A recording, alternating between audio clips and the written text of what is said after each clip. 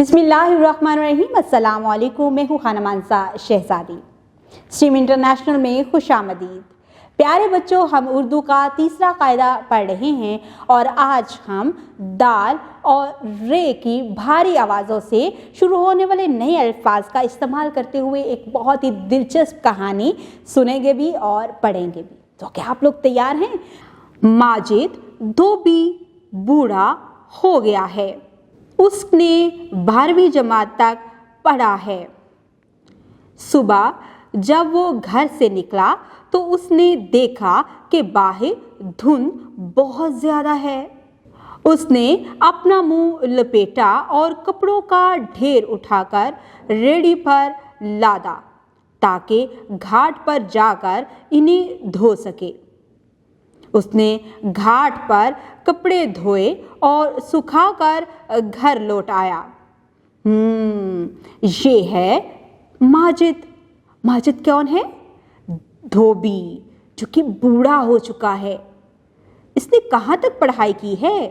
इसने 12वीं जमात तक पढ़ाई की है। अच्छा, मुझे ये बताओ, जब माजिद धोबी सुबह सुबह घर से निकला तो बाहर क्या था?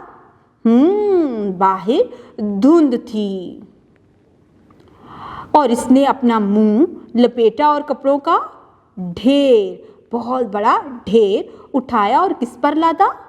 रेढ़ी पर। और घाट पर जाके उसने क्या किया?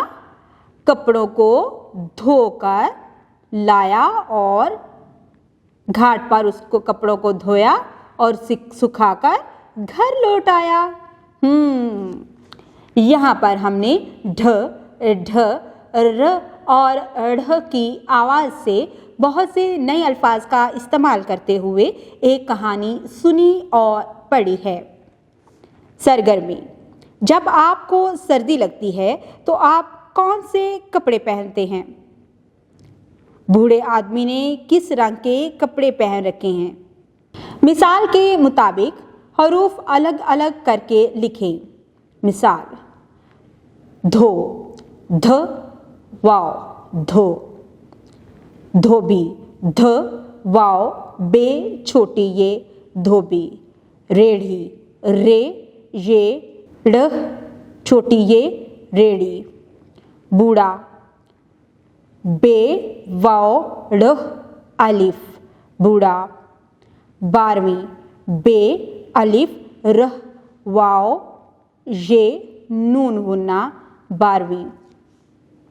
धुंध, ध नून दाल धुंध। ढेर, ढ ये रे ढेर।